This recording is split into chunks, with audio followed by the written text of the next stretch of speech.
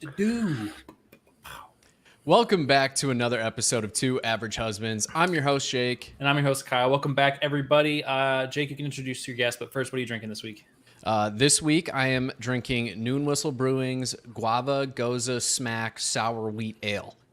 Okay, I'm starting off with a throw to my favorite brewing company, but it might be their worst beer. We'll find out, and that is Belching Beaver going with their Beeve Light. So I don't have high expectations for this. I have a feeling they're much better at craft beers than light beers, but we'll see. Respect. Well, this week on the episode, sorry, almost pulled a Kyle and overpoured my beer. We have one of my good friends from Twitter. If you're in the fantasy football space, you definitely know who he is. But if not, you should just get to know him because he's a great dude. We have Josh over here. Josh, how's it going tonight? It's going great. Thanks for having me on, guys. I've been wanting to get on the show for a little bit, so I'm excited. Yeah, we're glad to have you on here. Well, Josh, are you drinking anything special tonight? Yeah, I'm going a little off. I usually drink craft beers, but we were at the pool earlier, and I just have some left over, so I'm drinking ranch water. It is Lone River ranch water. Respect. It's light. I was outside all day, so that was my tall boy during tall boy roulette for Dane's bachelor party. Hell Yeah, that's true. Definitely could have ended up with something worse, like the spicy tamarind Smirnoff that Jack got stuck with. I got super lucky, and I had the PBR, so no problems for me. Yeah, nice and simple for you. And then we found the VFW and drank infinity $2 PBRs. We did that. Yeah, that's true. It was a good time. You ready for the fun fact of the week? I am ready for the fun fact of the week. Josh, are you ready for the fun fact of the week? I'm ready. Did you know that hair is really strong, Jake? Yeah. Do you know how strong? No. A single hair strand could hold 3 ounces in weight, meaning that your combined whole head of hair can support 12 tons. Isn't that crazy? I'm calling cap on that one. And weight for weight, it's not as strong as steel, but it's more like Kevlar, which is pretty interesting. Well, I don't think it's stopping a bullet if I get shot in the head. So I don't know if I agree with that. I don't know. You want to try? Nah, I'm okay. Maybe before I cut my hair, I would have thought about it. Had a little bit more of a shield, but anyways, right. That's it. Josh, I didn't prep before this at all, but it's a tradition on here for our guest to start. So what is the topic that you are bringing to the table this week? So the only thing that's really been on my mind outside of sports and music recently has been a little bit of Dungeons and Dragons. Nice. Something I kind of got into a few years ago. Kind of swerved it my whole life, thinking it wasn't cool or any fun, but it's one of my favorite things to do now. So I love it. It's funny that you'd bring that to the table today, because I actually have to talk to Jake about this at some point in time, but I was just messaging. We started a Husbands and Dragons, or we attempted to do Husbands and Dragons for a short period of time, and it just completely fell off because of everybody's schedule. But we were like really starting to go after that. And then after it fell apart, my buddy who was a part of that with us has been like messaging me on the side, like basically ever since then, like trying to get us back rolling. And I was just messaging him last night, no kidding, about this. And he's like, "Did we really well, actually, I think I said it first, but I was like, we got to go back and get this started again especially like once everybody kind of gets their schedule cleared up. Cause at the end of the year, I'll be done with school. And so I'll have like not that extra time to dedicate to that nonsense. And so once that's done, like I could put those hours into a little bit of Dungeons and Dragons every week. Right. So we were literally just talking about how we need to get the gang back together and refresh this. Well, and that was the problem too. That's like the worst part about Dungeons and Dragons for me, is that like every time I've started a campaign, I've never finished a campaign. Like scheduling always becomes a problem, especially when you do too many people and you like don't go into it planning for it to just be like a one hitter where you have to do like multiple sessions. It just ends up falling apart. So Josh, how do you get your Dungeons and Dragons sessions to not instantly fall apart after one? It's very hard to do, but the guy who runs my games, he started doing it for fun, but I kind of persuaded him. I was like, look, I think there's kind of a market for this. So he DMs actually for a living now. He's got some contract with a corporation. Awesome. So he just runs Dungeons and Dragons games. Before COVID, it was a lot easier because we did it in person. But then COVID happened, and that really threw a wrench in things. And, it was very hard to get everyone synced up for 3 to 4 hours at a time.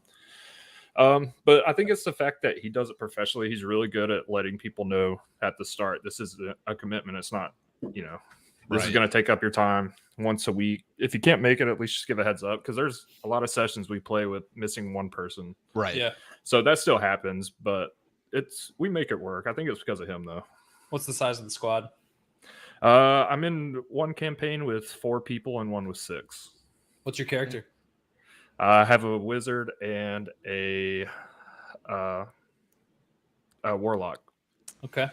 So I always pick casters. Jake's got to look right now and figure out what his character was. 1000%. I'm logging into D&D Beyond right now to remember what I have. Remember my backstory to be completely You honest with were. you. I think I'm an elf, but I don't remember. Maybe Yeah, a mage. I don't know. Spellcaster of some sort. I usually play spellcasters. It's a little more fun. I can do more stuff. I want to say I'm a ranger.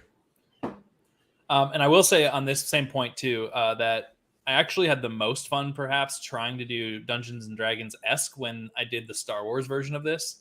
And I'm gonna blank on what it's called now. So if you've got it in your noggins there, you can spit it out. But I actually had a binder still that I just got rid of after not playing for like 2 years. I got rid of all my old like notes and everything because I'll probably never play that again if I had to guess. But I had so much freaking fun doing the Star Wars version.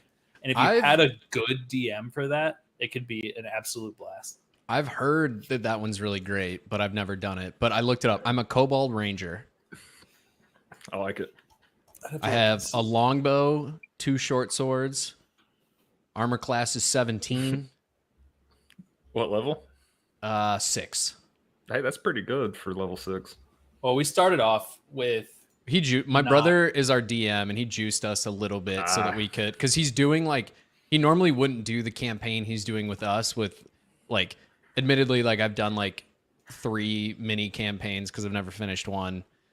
Kyle has done a couple. It was really Jed, the other guy who is with us in Husbands and Dragons, that does a bunch. And then Logan doesn't DM professionally, but DMs for like 4 or 5 different campaigns at a time. So he was like, I'm going to juice you guys up a little bit so that you are competitive to start on this one. And we've already almost ran into trouble a few different times. That's good. So I've actually had one campaign go from 1 to 20, but it was pre-COVID, and we kind of had to wrap it up after COVID started through Zoom. But I've done it one time, and there's something about it. It's good to see your character, especially as a wizard. I had like 6 hit points, get punched and get knocked down, and then next thing you know, by level 20, you're basically a god. So yeah, last time I was a half elf druid actually. That's what it was. It's a good one. Yeah, Dungeons and Dragons, again, kind of like you were talking about, like, growing up, I was a nerd, but I wasn't like, I'm not a Dungeons and Dragons nerd. Yeah. I was like, that's where I cut it off. And then it's like, the first time I even did it was somebody that my wife worked with invited me. And I was like, sure, why not? And I just sat there with my laptop, and I was in charge of like ambiance. So basically I was just sitting on a soundboard. I had like music playing in the background. And then every time something that happened, like on my soundboard, I would play like a meme sound. So that was pretty fun. But I had a good time with it. And ever since then, I've wanted to do it. And that's why like Husbands and Dragons came to be. It was like Kyle's buddy was really into it. My brother was really into it. Kyle and I were both like, this is fun. Let's do it. And then we would get twice. We got through one session and then somehow never met again. No, that happens. It happens more times than not. Did we get through 2 on the second one? We did 2 sessions, I believe. Yeah, that's right. I think you're right. But then it just completely crumbled. And it's mostly because your brother is like super busy too. Like as a DM, even if we could get everybody into the same room together, he's like, oh, I have 8 different fucking campaigns I'm running, so good luck getting my time. So that was tough. He's not doing as much anymore. It'll probably be easier for him to hop on now. And he could always just play too. Like we could see if anybody else wants to DM just so he doesn't have to feel that burden as well. But yeah, we should definitely get the ball rolling again. I mean, if y'all need an extra person as a fellow average husband, if y'all need a player, I'll play with y'all. Yeah, man, for sure. We will keep that in mind. Whoever it was that Jed brought on for ours, like, had the worst availability too. Like our fourth was not good. He was the one. He wasn't there for the second session, if I remember right. He was like, yeah, not a chance. My schedule's jam packed. Yeah, like, all right, sick, dude. Thanks. He was like so gassed to do it, and then we recorded, and then we were like, all right, can we do next week on this day? And he was like, sorry, I'm only available on Mondays like between 7 and 7:12, and then it was pretty much Thursdays, which was we like all agreed on a day, and then he was the last one to come in and be like, oh, sorry, I have to hang out with my wife and kid that night. I think that's exactly what he said. Yeah, and I was like, don't you have to do that just that night? Yeah. That Yeah. I was like, when you have 5 people in agreement, and then the 6th is the one that causes Yeah. the problem, Yeah, it you're was like, tough. all right, well. But yeah, I man. think my comparison now to like the modern, like I'm not that level of nerd when it comes to Dungeons and Dragons is like Magic the Gathering for me. Yep. I'm like, I'm a nerd, but I'm not a Magic the Gathering level nerd, you know? And I'm sure there's somebody in the audience Yep. out there that'll be offended by that. And I'm Logan. sorry, but it's just one of those things where like, that is an investment that I will never make, Yeah. period. No, Like, yeah, I just don't have the mental capacity to do that because I'm trying to do stuff, content creation, and fantasy football. So like D&D is where I cut it off. Anything else yeah. just feels overwhelming, and I could easily swap that out, but I don't want to. So. It's also super expensive, right? Like if you Yeah. actually want to get invested into like card games Yeah. Yep. you're going to pay out money for it. It's not like you can just like create a character online for free and do whatever you want with Exactly. that. So it's- go ahead. No, go ahead. While I never did Magic the Gathering, I was a big MLB Showdown guy. You guys ever dabble? No, I didn't. It's basically a card game with baseball players. Here's some of the cards here. I'm familiar got- with it, but I've never done it Of before. course. I think So- I've seen cards like that before, yes, at somebody's house. When So I was there's younger. just standard baseball cards, or is it a certain? No, it's Okay, like because I used to have books of baseball cards. I can let me actually pick pretty one good player to actually like analyze here. So I'll do a pitcher and a hitter. So we're gonna go with Bob Feller and Adrian Beltre. So basically, like each of the players on here, it has a certain number of points that are associated to them. When you build your team, you do a starting pitcher, or you have to have four or five starting pitchers, relief pitcher, your 9 hitters, and then I think you get 1 or 2 bench guys. But you have to get it under 5,000 points is your total team that you can build. It's like drafting a freaking fantasy team in the daily or the weekly fantasy. DFS. Yeah, exactly. So you build your team like that, and then you have pitchers and hitters on both sides. You roll a d20, and then so the pitchers control plus whatever they roll. If that is higher than the batters on base, then the pitcher gets to determine the outcome. If it's lower or ties, the hitter gets to determine the outcome. So then on the cards, it's got certain rolls. So like Adrian Beltre, if you roll a 1 through 7, essentially, it's an out. 8 or 9 is a walk. 10 through 15 is a single. 16, 17 is a double. 18 plus is a home run. And then in contrast for the pitchers, it's like 1 through 16 is an out. 17 is a walk. 18 through 20 is a single. And then there's ways that there's other like bonus cards that you can play to get higher rolls, kind of the same as like any other card game. Yu-Gi-Oh! You actually Pokemon, found people to play this with you? we used to do it every Wednesday night at, Was it like the baseball team that did this? it was a lot of baseball players, yeah. Okay, yeah, that makes a but little more sense. but it was I feel like this every- is such a niche game. Like It you would not was. find that many It- people that would be into this. It stopped, I think they stopped making the cards in like 06. And did it like- start in like 05? No, it started in like 98. It was a thing for a while. It was a thing for like 10 years. Yeah. Okay. But yeah, it was like every Wednesday night at our Park District Pavilion. We would get they would get a group together. You had a buy-in, like the winner of the day. Basically, you do it like a tournament style. The winner of the day would get X number of packs of cards. Second place would get X number. Third place would. So it was actually like there was like 20 or 30 of us that would show up every single week, and then they just stopped making the cards. So then everybody was like, "Oh, we're done now." And I was like, "I'm not. Bring back MLB Showdown." Dude, if I was like a little bit wealthier, I would have a total appetite to try to like go on eBay and buy discontinued games and like play them on a podcast episode every once and again. Because there's you reminded me of this actually, but there is, again, I'm a Star Wars nerd, so there is a Star Wars board game that was created in probably the early 2000s. If I had to guess, I could be wrong, but it like didn't last very long and discontinued, and it's actually like really fucking expensive if you want to get it now because it's like this really rare board game.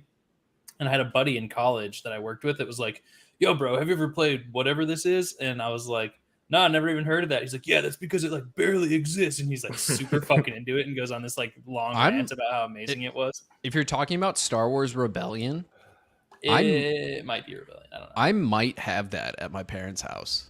If you do, and it's the same thing, like if you go on eBay and like look it up, it was like in the hundreds of dollars if I was gonna have to buy like even like a probably pretty poor condition version of the board game. It's So, $110 right now. yeah. But yeah, I might have that at my parents' house. So But I also don't have the money to be thrown around to do this, so this is a terrible idea to even consider. However, if you have a random collection of old board games at your mom's house or your parents' house, I am down to play old board games at some point in time. That is one thing that's nice about D&D is it really doesn't cost anything. Yeah, that's the greatest part of it. The access to that game is unlimited. Like, you truly need absolutely nothing in order to join in and start a campaign, and all you need is like somebody in your friend group that has some creativity to run the DM, and then everything else is just participation at that point, right? Like, and like you can even to the point of like character resources, right? Like, there are guides online everywhere for free. Yeah. You do not have to pay for anything to get into the scenes, which is like I said, the access to that game is probably one of the biggest, things in their favor. Like, their community has probably grown a lot because of accessibility. That was under question a little while ago. Hasbro and like Wizards of the Coast were talking about not making it accessible to everybody and like putting up like some type of paywall or something, and people absolutely lost their shit and they didn't do it. So yeah, that's part of the appeal to it is how easy your it is. entire fucking community. Yep. Yeah, exactly. It's a bunch of people that are like super like, they've built this community of people because of the way that you can share the information and spread the community. And then you're like, oh, by the way, we're going to make you pay. Paywall. Like, yeah, absolutely not. Dude. Nope. Sounds a lot like Twitter. Oh my God, dude. I don't know if we're going to talk about that on this episode, but if not, we need to visit that at some point in time with the You're telling me you're not excited to zeet? Well, to be fair, I don't tweet either. So, and also, is that how it's going to be pronounced? That's the rumor. Because there's no Z in it, for the record. Yeah, but X is often pronounced as like a Z. In what language? Like xylophone, I think, is the only one I can think of Get off the top of my head. One time in the entire English dictionary. Hey, man, all it takes. But regardless, I hate it because every time I look up, I'm like, I wasn't on X videos today. I was not watching porn on my computer. I've actually seen a million You're sharing your screen, you're like, oh, about shit, that oh, shit. today. Yeah, I'm like, Somebody oh, God. was like, why is there Twitter. more episodes of The Office on X than there is on Netflix or whatever? And it was X videos in the banner. I was like, oh my God. Dude, what a meme. It was like, Speak of the devil, we can just address this like very quickly. We don't have to delve into this as a whole topic, but did you see that? Well, first of all, there's rumors of multiple different companies already having the patent on X.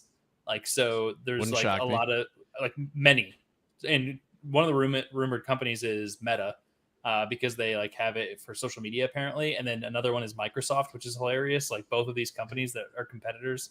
Anyway, the other thing is, I'm gonna blank on what I was just gonna say. I went down the wrong tangent. Oh, what the Dumbass. fuck? Where was I going to go with this?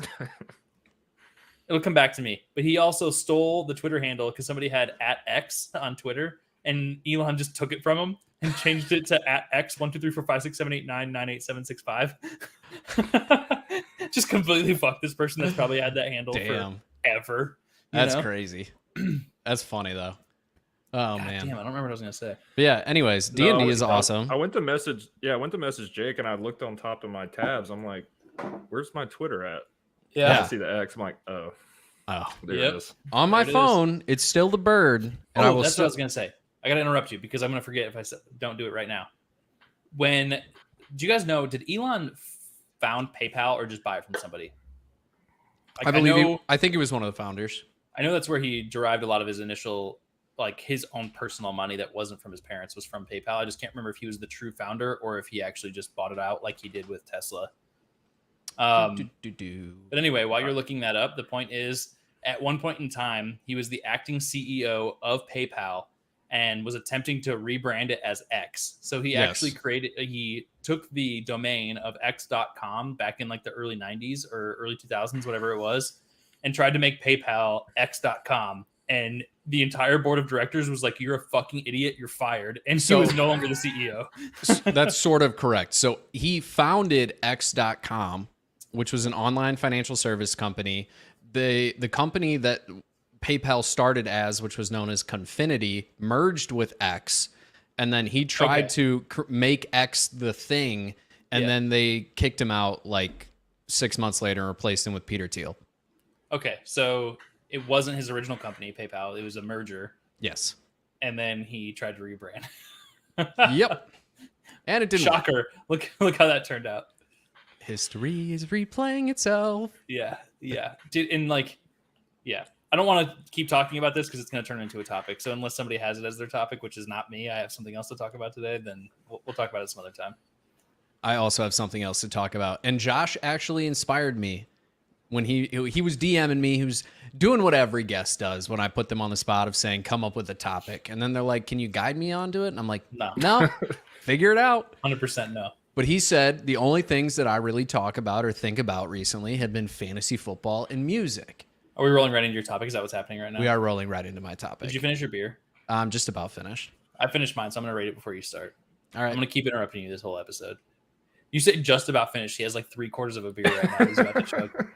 I'm not going to lie. Of a light beer variety, this was actually pretty dang good. It smells a little bit off-putting. It smells like a Busch Light that's been sitting out for a week or so. Hey, that's the best Busch Light right there. I want my Busch Light a little skunked. I don't agree with you, but we also proved on like one of our first episodes that Busch Light isn't as good as we both used to think it was. We both went for way different light beers. Actually reminds me, Jess wants to rank light beers, so we have to convince Carly to do the podcast with us and rank light beers. We can do it in October. Perfect. That's actually a really smart idea. Yeah, we'll do Look that. at you using your noodle. I actually prefer Bush Heavy over Bush Light myself. I think I prefer most of the heavies, if we're being honest. Yeah.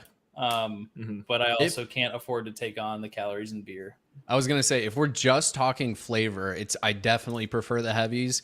But a big light beer thing for me is it's a lot like what I like in fantasy football, and that's volume. I'm trying to drink 20. So I need the light beer to, keep me calm a little bit. That extra anyway, the 1%. Point is I need to rate this thing. And of light beers, I'm going to give this a 3.5 because it's hard for me to put it higher than that because I put every beer into the scale, but it's pretty dang good for a light beer. So 3.5. And then I'm going to roll right into a Porch Light Brewing Company Hazy IPA, which I don't really like hazies, but I also love ginger snaps. And they have the ginger snap on the can with the DJ, and it's a made with cold pressed ginger IPA. So I'm hoping it tastes like a ginger snap, but it probably just tastes like shitty beer with ginger in it. That sounds good. We'll find out. My beer, it was a sour. It fulfilled what it told me it was going to be. So just for that, it gets a 3, and I'm going to bump it up to a 3.25 because I enjoyed it. And then I'm rolling right into Distill Brewing's Wild Sour Series Dragon Fruit Mango. Nice. Sick. But, so, why not? This is going to be a little drafty. It's not really a draft, but You love your drafts. Kyle and I, as he's mentioning, I'm going out there in October. We're going to 2 music festivals in a row. You're doing that. That is happening. So on back-to-back Completely weekends, different genres. very different genres. The first one is Aftershock, which is like a hard rock metal festival, and then the next weekend we're going to a country festival. So It's true. Back to back, we're gonna die. But what we're going to do here is we are going to go around round table and we are going to build our ideal music festival lineup, but we're going to do it a little bit differently. You're going to pick a band from your 5 favorite genres. So I'll start it off. We'll just go in a circle here. So myself, then Kyle, then Josh, you'll wrap it up, and then you'll go just like a snake draft. You'll do 2 in a row, back to Kyle, etc. It can be any genre that you want, but just like what your dream 5 bands in a festival would be. So I'm going to start it off, and I'm going to go with my country artist. I'm going to just start it off a little classy with the country, and this is going to be probably as basic as it gets, but it's not as basic as possible, so make that one make sense. But I'm going to go with Hardy because Hardy hits. He's one of the greatest songwriters in country music, and he's got a rock element to him. So I get to use that to parlay a little bit into the majority of my festival, which is going to be a lot more rock oriented. But if you don't listen to Hardy, you should, especially his most recent album, because he's got a lot of rock influence on it. And you can tell on his new album, if the song is in lowercase letters, it's a country song. If it's in capital letters, it's a rock song. So check it out if you haven't. Hey, can we do 4 genres and then like a wild card that fits into any genre Sure. for 5 total? That works. Okay, thank you. I appreciate you on that. That's what I'm here for. Thank you. Because I know what your 5 is going to be. Well, maybe. But I had to just cover some bases here. All right, Kyle. Josh, you can go first. I'll go last. Okay. So I'll go with my weird genre that everyone makes fun of me for, especially my wife. I'm gonna go with ska, and I'm gonna go with Streetlight Manifesto. Ooh, Nice, good dude. band. I went and saw them when I went to see Real Big Fish, and I didn't know who they were, and they stole the show. So I'm gonna go with them. Kyle, were they at Riot Fest when we went? Which one of the ones that he mentioned there? Streetlight Manifesto. They might have been, but I also They think were. Little Big Fish was there. Streetlight Manifesto. What year did we go? Was it 2019? Yes, it was pre-COVID, so yes, I think so. But those headliners don't look right. Who were the headliners? Blink 182, Flaming Lips, Jawbreaker, Slayer, Rise Against, Block Party, Bikini Kill. Ooh, Rise Against. Maybe. I don't remember. It could I have think been you just 18, made I a guess. best friend in Kyle right there. Kyle loves Rise Against. I do. That was my childhood. To be completely fair, it was also my childhood, and I don't really listen anymore. So Same. Them and 4 I, Year Strong, I listen to a lot, but I don't listen to them anymore. I had But they this. hold a We can place in talk my about heart. this as a part of this topic, but I have basically completely reverted to country now at some point in time in my life, and I Respect. can't. I talked about this with somebody recently because I can't mark at what point it happened or why that it happened, because I grew up like the you do not listen to country family. You listen to classic rock or metal. Yep. And there's nothing in between, and I loved it. And then at some point the switch flipped and I transitioned. So It has to be semi-recently, because I remember when we visited you in Arizona and you were driving, it was definitely more rock music. And then when I visited you when you moved to California, it was almost exclusively country. that's probably true, but I was at least listening to metal still back then in Arizona, or like rock, and Mhm. I don't even really do that anymore. Like, there was a complete switch, but anyway, that's okay. I go next. I'm gonna start off with this and I'm gonna sneak in a sneaky one to be redundant, because I don't think Jake would go here, but I just want to make sure he doesn't take this from me. And I'm gonna go with my rap artist, and that's Migos, because I fucking love Migos I was not going to take Migos. You did not have to worry about that one, but I taking it. respect it. right now. Perfect. Are we snaking this? Yeah. Sick. Then I'm gonna roll right into classic rock and go with Fleetwood Mac, because Fleetwood Ooh, Mac good is one one. of my favorite artists of all time, and I would die to see them in concert. I'm just gonna stop there. I don't need to say anything else. Everybody knows Fleetwood Mac. Probably they're amazing. That's all I have to say. You know, recently I went and listened to Fleetwood Mac on Spotify, and there's a lot of songs I didn't realize they did that I really liked. So Yep, it's an they're amazing just artist. full of hits. Yep. Yep. All right, it's back to Josh.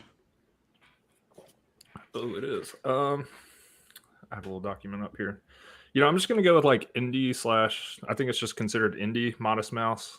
They're by far one of my favorite bands of all time. Every single album is full of just songs. They're really talented and very unique in their songwriting. So Hey, TJ, thanks for hopping in. We appreciate you TJ? for stopping in. That's a great choice. I'm not a huge, they're one of those bands where I don't personally love their music, but I fully understand the appreciation for them. Like, it's not my style. Like, I'll listen to it every once in a while if it comes on. I'm not going to turn it off, but it's not like it's not a band. And Fleetwood Mac's honestly a lot like that too. Like, especially like being a guitarist growing up and like playing music, like I really appreciate what the guitarist Fleetwood Mac was able to do, especially since everything they did was finger picking, which is just incredible. But to digress a little bit, gonna go next. This one, my festival is gonna be really, really basic here. So I'm going with a classic pop punk band. Everybody should know where this is going. Psych, it's not Blink 182, it's Fall Out Boy. As much as I You are a love big Fall Blink, Out Boy fan, I'm yeah. a big Fall Out Boy guy. And honestly, Yellow Card is like really close to making it too, but I'm not I'm not a getting big there Yellow Card just fan. yet. That is one of the few I'm not that into. And then I'm gonna go right to my roots, which is my, metalcore, post-hardcore bands, that genre there. And I'm taking A Day to Remember. They have Yeah, to be that's at my a good one. festival. There's no way they're not gonna be. A good festival. Yeah. Just so many hits. I'm giving them a 3-hour set like a Taylor Swift Eras concert, and we're just gonna rock it out. TJ, thank you, man. We appreciate that. Fucking no, dude. Okay, that needs to be a whole topic in its own. Oh damn, dude. Okay, Uncle Kyle will have a conversation about that too, because Irish music is my shit. It is like my guilty pleasure, and Carly hates it. Which is So why I don't you're like going listen to to Irish it very Fest. often, which is true. I'm literally going out of my way to go home at the same time as Irish Fest is going on, so that I can go see Gaelic Storm, because I'm a big Irish music fan, and just Irish food in general. But anyway, sorry. I think it's back to Josh. So I'm gonna Back shut to up. Josh. no, just a quick point on Jake's picks. Fall Out Boy was my first ever concert that I actually went to. Them Nice. in Gym Class Heroes, Plain White Tees. Oh yeah, And then I went to A that Day tour to- too. Oh, that's funny. And A Day to Plain White Tees Remember is when I was amazing. when I was in college at Kennesaw State, it's really close to Atlanta. So I saw A Day to Remember for $12, like probably 10 to 15 times Oh, that's before awesome. they really blew up. So it was a lot of fun. I love those picks. My first concert was Bowling for Soup because my uncle was the tour manager for them. That's awesome. I think my first real concert was Avenged Sevenfold. That's a pretty good first concert. That's a good one, yeah. And talk about being cheap too. I caught them at the pretty early stages. It was probably like their second album, maybe. Yeah, so before they were like killing it. I think it was their second album when they were really popping off, and it was right before they hit Guitar Hero, if I remember right. And so I hit them early enough that I got the concert like super fucking cheap. It was Avenged Sevenfold, Saving Abel, and Shinedown, who was nobody at the time. Yeah, like nobody knew who that was. They were opening for Avenged Sevenfold, so it was a good concert to start off with. Nice. That's pretty cool. So I guess my next one, I'll go hip hop here. I'm really into like 90s, early 2000s hip hop. So I'm going to go A Tribe Called Quest. Some of my favorite music just to put on in the background while I'm doing something on the computer. They just don't miss. So they really don't. Like I don't know one song that I'm just like, I don't really like this one. I'll change it to the next one. I'm sure there's one. I'd have to go back through the discography. But I'm sure I could, but I'd have to literally go looking for one. I'm like relatively positive that none of you would take any of the rest of my artists, so I can go anywhere I want with this, but I've got them all filled in now. So I'm going to start off with this one, which is my alternative rock, I guess. I don't know how you'd categorize them specifically, but probably most people would say alternative rock, and I'm going to go with Against Me as my next artist, which is still one of my favorite bands of all time. According to their Wikipedia page, they are a punk rock band. Yeah. I consider them punk. I think their rock. earlier stuff, definitely, but I think the like Thrash alternative Unreal is a genre good has kind punk of anthem. expanded. But yes, yeah, it is. So Against Me is my next artist. My brothers got me into them, and then I never went back. I fucking love Against Me, and if I'm feeling like listening to some sort of a punk / alternative or whatever, that's usually where I'll turn to. So that's my next. And then rounds and stays on me. So I'm going to go with this one first because my last one will be a shocker. And I never would have picked it until I recently saw this person live. So I'm going to go with this one next, which is another one that I saw live for the first time. And that's Corey Kent as my country artist, because Corey Kent puts on a really good show and has some really fucking solid hits and is really kind of coming out right now and making his way. Still emerging onto the scene, I would say. But if you listen to his album most recently, it's really good. So Jess actually just sent me one of his songs recently. Solid artist. It was the one, Something's Gonna Kill Me. Yeah, I listened to that song on almost repeat. I listened to it today. It's a really good fucking song. All right, back to you, Josh. Yeah, I've never heard of Corey Kent. I was kind of in the opposite that you were, Kyle. I grew up, my parents only listened to country and gospel, so it kind of pushed me away from it, hearing it my whole life. But and a lot of the new country I just don't really dig. So I'm gonna have to check him out. Corey Kent's awesome. And I would say that I am, because of when I transitioned, I'm probably more of a modern style country fan, like the Morgan Wallen type era. Now, I guess I would say you could surround it with, he's kind of a centerpiece right now anyway. I'm going to make a really strong argument that the current, like what a lot of people still consider like bro country or pop country, is way better than the like 2005 to 2015 bro country. The Florida Georgia Line era. If you could skip over that like one and go into today, you're probably better off. Florida Georgia Line was so weird for me because I always really enjoyed certain songs of theirs, and they were never the like I Cruise plays. I'm gonna sing along, but like my favorite songs by them were not their radio songs. They're like a pop artist on the radio, though. That's my argument.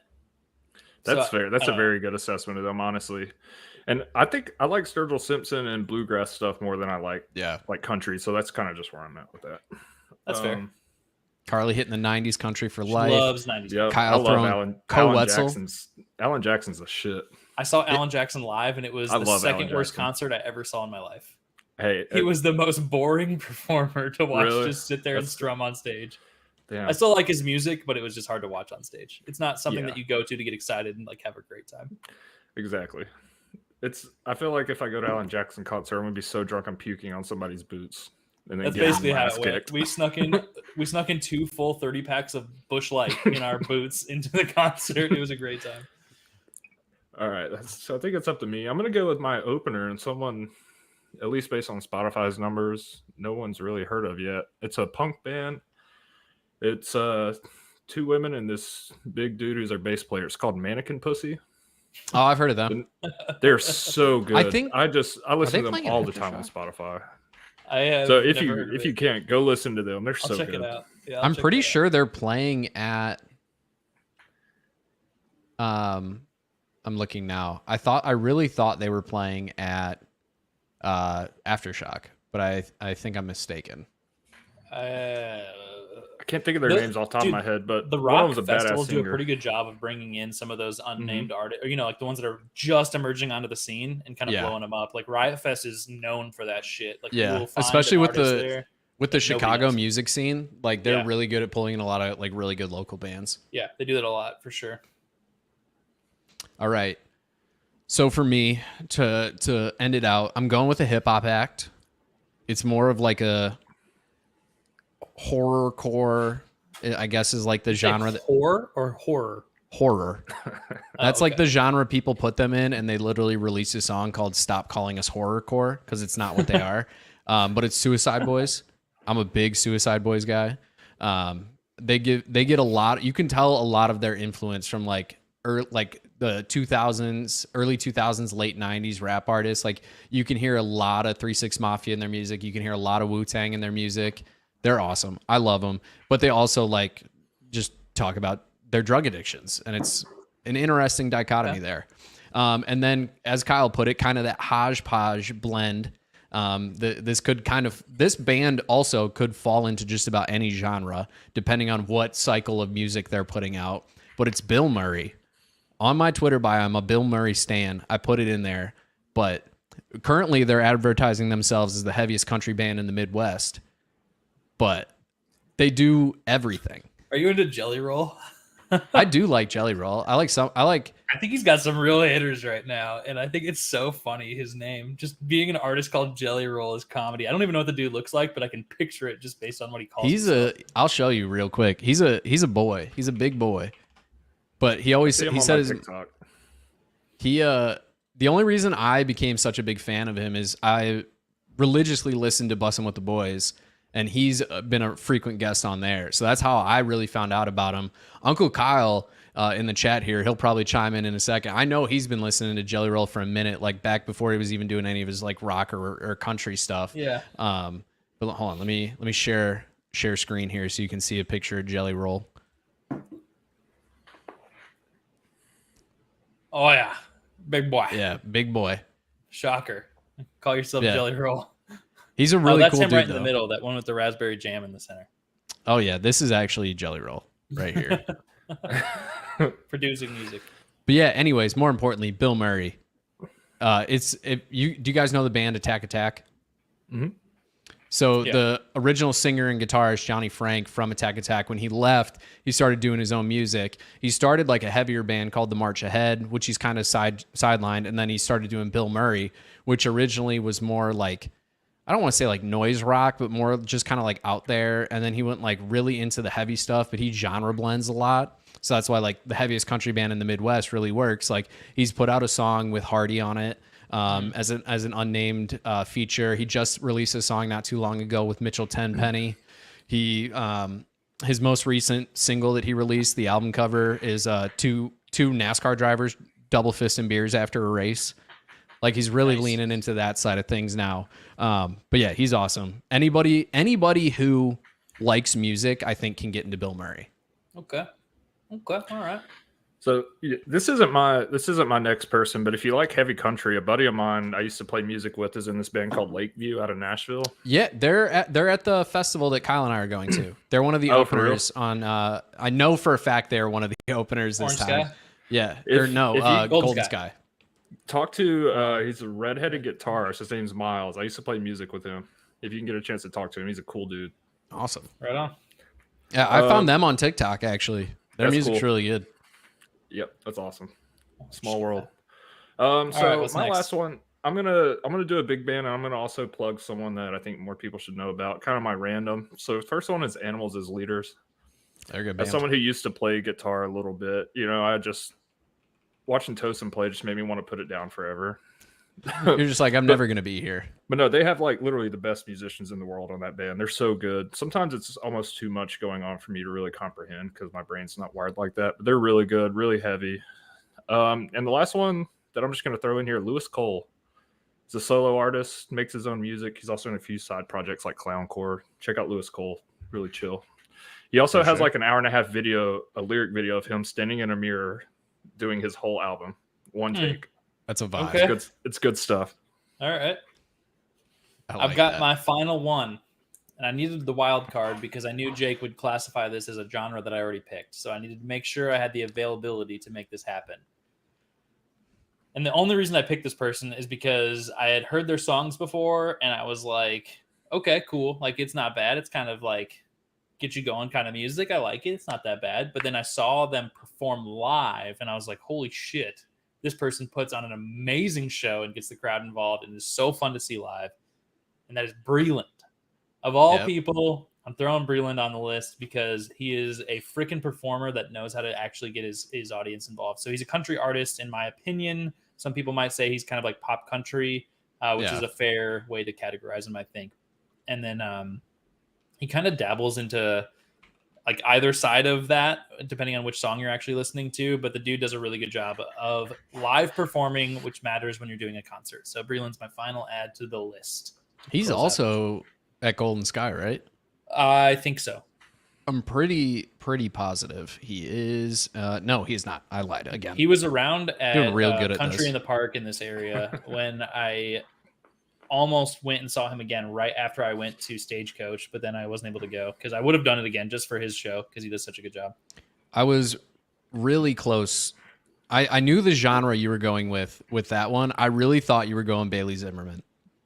I would, however, seeing Bailey Zimmerman was live was great. He does a good job. Dave, welcome to the podcast. It's been for fucking ever. Thank you for rejoining the podcast. Bailey Zimmerman puts on a good show. That being said, he does 3 songs or so, and that's it. Dude doesn't have a big enough discography yet to actually perform live, in my opinion. Like He also is just like the 30-minute opener. He was not. He had a like center of the, which part of the problem for him was that he was in the middle of the day on a 115-degree weekend. So it was literally like the fucking hottest time of the day for him to go out and perform. And so I think a lot of people didn't show up to see him because of that, but they did give him a pretty short set at Stagecoach. But I'm almost positive he only did 3 songs. And then actually, I think that makes sense because I think Stagecoach is, for a lot of them, is like 20-minute sets. So they literally go like boom, boom, boom, like that. But he's from Illinois. I am seeing him. I have tickets to go see just Bailey Zimmerman in February. So I'm going to go do that. And hopefully he does a little bit longer show. But as a performer, I'm not sold yet. So I couldn't add him to the list. We got a Tyler Childers shout out in the chat, as well as OG Posty. Posty was just in my area, or maybe is this weekend. Either just happened or is happening. Posty just missed my list. I love Post Malone. Like if Suicide Boys didn't exist, Post Malone probably would have been my hip hop artist. Post Malone is my favorite, like pull music, or like if you're out cooking at like grilling or something, or just outside, he's the perfect music just to. I like Post Malone. I can get into it, but I don't selectively listen to Post Malone. Yeah, so he would never make my roster, but if it pops up, because I'll listen to like today's top hits or whatever on Spotify every once in a while, and he'll be on there, and I'll enjoy his songs. But I don't go out of my way to listen to Post. His song he put out like 2 months ago called "Morning." I wish I had that. I wish I'd known that song existed during the bachelor party, because the song is literally about like not wanting to sober up and how you drank too much the night before, but you don't want to sober up because you know it's going to be worse if you do. Yeah. I just I was scrolling through my phone because I've been screenshotting things that I want to talk about on this podcast recently because I have a terrible memory, and I would see something and go, oh, I need to talk about that, and then completely forget. So I've been screenshotting, and I scrolled back far enough to see a couple of bachelor party pictures, and one was me setting a beer and a Gatorade next to Dane while he was asleep, so that he'd wake up and just get going right away again. And then woke up and noticed neither of them. Yeah, he just got up and walked away. Yeah. Good times. That was fun. I have to tell this story, was him waking up that morning and going, I don't think I've been this hungover in my life. And then not 5 hours later being like, I haven't even been drunk at one point this weekend. Oh, that was so funny. He tried to completely play off the entire weekend. He's like, I haven't even been drunk, and it's my bachelor party weekend. And we're like, dude, let's not even try that. Dane, you were drunk when you picked me up from the airport. Let's be honest. Well, I won't put that on him for legal implications, but you know, he wasn't. His definitely first Coors Light definitely came after. Okay. Anyway, Jake, do you want to rate your beer just so we don't forget if you're ready for it? Yeah, Because you're this drinking is Gatorade. I'm assuming you're ready. this one's fine. It's a 2.5. It's very middle of the road sour, as most of Distill Brewing's beers are. As expected, this tastes nothing like a ginger snap. It tastes like a very, very, very hoppy IPA, which I hate. This is a 1.5 on a good day. Oof. There's nothing exciting about this. I would rather have a Beeve Light. And that is not that exciting. I can reach into the beer fridge over here and get you a Busch Light Peach. I still need to try them. I really do. They're actually pretty good. Maybe They're we'll not as revisit bad as that I when you thought come to they town would as well. be. They're dangerous too. You can house them. No, we're about to move to Richmond, Virginia, and my friends up there, they're like, we were going to see them to like visit and like look at some houses and do some job interviews, and they're like, I got you some Busch Lights. I was like, oh, thank you. It's Busch Light Peach. I was kind of pissed. I was like, I felt like you left that last part off on purpose, knowing I wouldn't drink them. Probably. But I tried it, and it was pretty good. It was Yeah. not as bad as I thought it would be, and I don't really like peach flavored things. Everybody always asks me about like how it compares to Busch Apple, but I never tried Busch Apple. But I've only heard good things about it, but I never tried it. Dave in the chat, just the fact that you are saying that you don't remember a sub 2 means you've been so far out of this podcast for so long, because I have rated some absolute dog shit beers in this podcast as well. So Dave, get your shit together and get back on the podcast. Off top of your head, what's the worst one you've had? Jake and I both had a pumpkin. No, it wasn't pumpkin. It was a peanut butter cup porter. Yes, you are right. It was peanut butter. Peanut butter cup porter, and both of us got it together while he was here, but we drank it after he had left from this trip, or at least I did. And I drank the worst beer I'd ever had in my life. I drank it on the podcast. It was the first one that I drank during the dual podcast we did with the wives. Yeah, it was disgusting. Quite literally the worst beer I've ever had in my life. And I think it was sub 1 for both of us, or maybe it was a 1. I think I gave it but like at the time we were doing a 10 scale. So that's pretty fucking bad. Like we do the 5 scale now. That'd be the equivalent to like a 0.5 now. Yeah, pretty much. It was terrible. It was so fucking bad. Yeah, I think I gave it like a 0.8. And I don't like porters to begin with, so you have to kind of impress me if you're going to put out a porter. But this was exceptionally bad. Like, yeah, it was. I think most people that like porters would have called it undrinkable. It was like a sour stout, is the best way I can describe it, which is not what it should have been at all. It was disgusting. So I wonder if they like let some air in and didn't like put carbon dioxide in there or something. I don't know. Got sour or something. I should revisit that and try it again. I should go back in my reviews and give it a second shot and just see if it's just as bad as I remember. Maybe it was a bad batch. I don't know. Yeah, maybe it just skunked out sitting at the Total Wine. Carly said she wants to try a Busch Light Peach so bad. Jake, you need to bring her one. I don't know if I can fly with Busch Light Peach, but I will buy a case of Busch Light Peach when I visit you. I'm not checking bags. I'm too cheap for that. Well, that's fair. What airline are you flying? Southwest. Don't bags fly free on Southwest? I thought you were going to say Spirit because you're cheap. No, I'm not that cheap. I won't fly Spirit. I won't fly Frontier. I'll at least do Southwest. Actually, I really like Southwest. Southwest is fun. I enjoyed Southwest. I've been a United guy my whole life just because my dad's a United guy. I've never had issues, but I know you have. One of Kyle's flights got moved to an entirely different state. Yeah, that happened. My outbound flight got moved to Montana when I was trying to fly out of California with no notice to me at all. An hour before I was supposed to depart. It was fun. Anyway, American is bad too. I think United's worse based on my last experience. And Carly loves Southwest, so she can talk them up more. She's flown Southwest like almost exclusively over the last couple of years. Yeah. Big Southwest guy. I love the fact that you get to pick your seat. And then so like on the way to Dane's bachelor party, you have party, to check in like the moment check-in is available to get the right seat. Not really, because especially if you're in a couple though. On the flights, yes, if you're a couple for sure. But as a single dude who's flying to Dane's bachelor party, on my flights there, I paid to like upgrade into the different. A1 through You'll 15. Pay for a fucking upgrade for your check-in, but you won't pay for a bag. It was $15. Yeah, I questioned your fucking priorities. Okay, so to be fair, I I never flew Southwest, so I didn't know what boarding was going to be like. So I didn't understand it. And then on the flight back, I was like, I'm not fucking doing that. I've spent so much money during this bachelor party. Yeah. And then I was like C27, and I still got a window seat. Yeah, it was in the back of the plane, but it was a window seat. So I'm not going to complain. That's fair. See, I don't sit windows. Dave, I've I never sit flown Air aisles. Canada. I've never done that. And I also completely, the older I get, the more I understand the aisle seat preference. I really do, especially if it's less than like a 3-hour flight, three or less hours. I want access to the bathroom. I actually think it's the opposite for me. If it's a longer flight, I Same. want access to the bathrooms. I'm with Jake. We I flew to New Orleans to get married, and I sat window, and it was fine because it was an hour and a half flight. I made it. Yeah, like Here's the hour and a half, difference. 2-hour flight, I don't have to pee. But if I'm in the air for 5 or 6 hours, I'm going to piss 3 times because I'm going to drink 2 Diet Cokes. Plus, the guy's going to come down and I'm going to go double jack on the rocks, lots of rocks. I call it tactical dehydration. I don't drink if I'm going to go on a long flight. I don't drink water. If I'll I do fucking that, turn into a prune. I hop into the flight, throw on the noise canceling headphones, and I go to sleep. And I don't want somebody waking me the fuck up to get me out of the aisle. that's when I get Do sick, not wake though. me up. If I go into a flight dehydrated, I swear that's when I get sick. I live my whole life dehydrated, so if I can do that, That's a successfully, lie.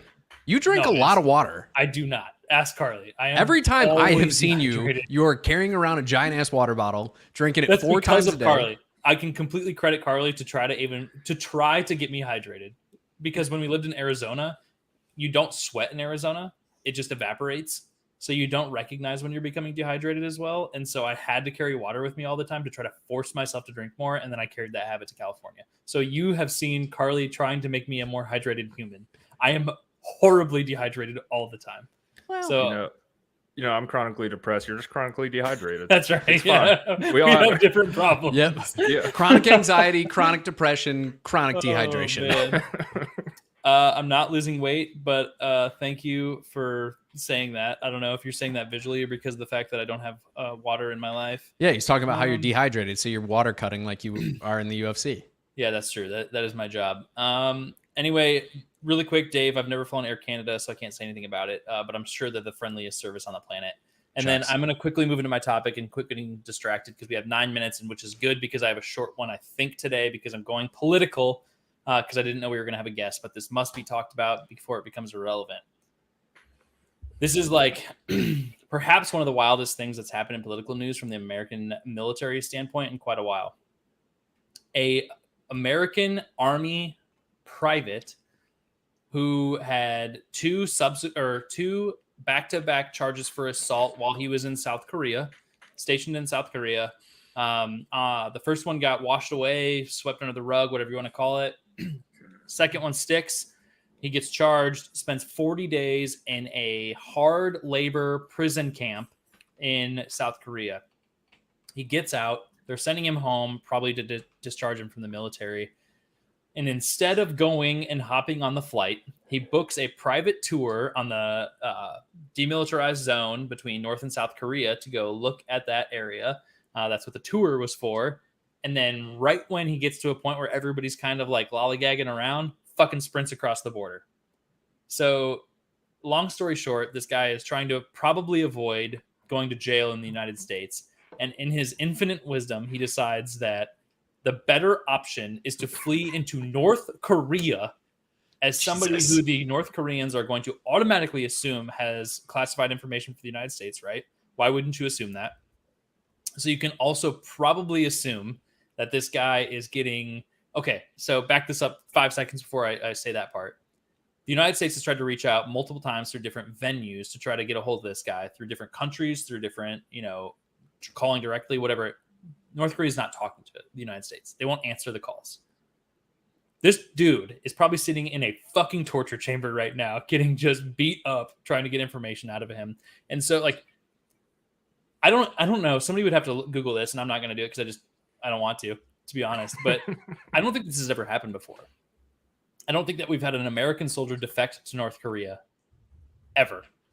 And you're talking about probably post 50s, right? Because the 50s Korean War is when we really had the division and the demilitarized zone established. So the chances of it are pretty unlikely. But yeah, all of a sudden you have a guy who, and I kind of just want your guys' thoughts on this because I just can't imagine a world in which I would sit there and think, I'm going to get discharged from the military. and I might, maybe go to an American prison. And the alternative to that is to flee to North Korea, who has a history of torturing people. And the college student that was detained there ended up coming back and dying because he came back so fucked up from North Korea after the prisoner exchange. Yeah. It was like, dude, I was reading this headline and I couldn't fucking wrap my head around it. I was so blown away by why you could possibly justify this decision in your brain. And it has to just be an irrational, like spur of the moment decision, right? Like you're panicking. Yeah. But I just can't comprehend what went through this guy's head. So I'm curious what you guys are thinking about that. And if you haven't seen this, you should definitely look it up. And I'm reading about it now. It wasn't even an assault charge. It was damaging public property. There was at least one assault charge for sure. 100%. I've seen multiple sources on that. So this one anyway, it says he was about to fly back to the United States from South Korea for possible disciplinary action after refusing to pay a fine for allegedly damaging public property. What's that? Like a month in military jail? Like maybe? What source are you Probably using not right even. This is NBC. God, I don't know. I'm gonna have to revisit this a little bit because I haven't, since the story first broke, I haven't read many articles about it. But I'm like positive it was a charge that was serious enough to get him kicked out of the military. I believe you. So go ahead. I think there's one person we got to call if we got to do anything with North Korea. It's Dennis Rodman. Yeah. You're goddamn right. Dennis Rodman gets everybody out. He's the man for this job. But I still, like you said, that's so confusing. Why instead of just being kicked out of the military, maybe going to jail for a little while, you'd rather go to North Korea. That's wild. And the craziest part maybe about it is that, you know, you can kind of gauge what your punishment will be in the United States, right? Yeah. Like 30 to 45 days in jail, whatever it might be, right? You have no fucking clue when you're going to get out of North Korea. Like you are going into a truly black zone. Like you have no concept of when you might escape that area and how you're going to be treated, which is probably going to be poorly based on historical things, which it's completely funny that you brought that up, by the way, because if anybody that's listening to this didn't know, Dennis Rodman has a 100% success rate of getting prisoners out of North Korea because Kim Jong-un is a basketball fan. So he served 47 days in a South Korean detention facility following an altercation with locals. Yeah. And during which he kicked and broke the door of a police car, which was the actual, like, the charge. Really, like, he did his jail time and then he had to pay a fine. And then so he didn't want to pay the fine. So that's why he essentially bolted, according to ABC. Oh my God. Yeah. And like the bottom line is he had a ticket. And so military security forces escorted him to and through the airport all the way up into security. And then he had to go through security by himself because those guys didn't have a ticket, obviously, right? So he goes through security and then just like runs out the side door or whatever, goes to this tour and flees into North Korea. It's like, Jesus. It was quite literally the most absurd thing I'd seen in years. I couldn't understand it. That's like the epitome of, like you said, you kind of know what you're getting yourself into, especially I would assume in the military, like they're probably pretty clear about what your discipline's going to be. That's like you could have the boat or the box. What's in the box? It could be a boat. Yeah. Like, you know what trouble you're gonna get into, but you're taking the risk of maybe the same trouble, but also potentially way, way worse because you are an active military member going into one of the countries, if not the country that we get along with the least. Definitely not the least. But that being said, like, it is one of those places where, like I said, there's a history there of how they treat people, and you have no concept of when you're going to come home because there is no political bridge to get you out. Yeah. It's not like you go with somebody that like the United States is like politically neutral with. Like, you are going to a hostile nation. Yeah. And that is where you're choosing to retreat. Like, you might have well jumped in the fucking ocean and started swimming and just accepted your fate that way rather than running into North Korea. Like, what would you do to make you flee to North Korea? Nothing. What would have to be your looming fate to make you want to do that? There's no crime that I could ever commit as a human being. Think about it not from like a United States punishment, right? Like just jail time. Like, what punishment would have to be sitting there staring you in the face for you to think, I'm going to go to North Korea? Like knowing I'm going to be tortured for the next 20 years. Like, you could put me to death and I'd be like, cool, whatever. But if you're going to torture me, which is not going to happen to a military agent going to military jail or just regular American prison. Yeah. But like going to North Korea, knowing you're going to get tortured, but it may not take as long because they may kill you before it's bad enough. Like it's just crazy. It's fucking crazy. You know? I mean, just knowing how like the military and even like police and stuff have each other's backs. I see a scenario where he just like has to do like desk duty and just like gets in trouble, but doesn't even get kicked out of the military just because I'm sure the there's fact that plenty they of already instances swept one where charge under the rug, like he was probably going to get kicked out. still But though. even then, right? Like Come on. they may or may not defer that charge to civilian court, right? Like you might get kicked out of the army and then have no other punishment. Even if you do get kicked out and go to civilian court, it's an assault charge. You might be on probation for a year or something. And as America has shown us, you can still be a cop after that if you want to do something like that. I was gonna say you could be a cop or a security guard. So true. Yeah. So I don't know. Anyway, that's a crazy story in the news. If you haven't seen it, check it out. That's amongst the dumbest things I've ever heard a human being do. Wild. The only way you go to North Korea, we really don't know anything about it because North Korea won't talk to us. So the only way you go is if you're ready to spill the secrets and so you don't get tortured. Like you got to go ready to squeal. So it makes you wonder if there was like a communication ahead of time.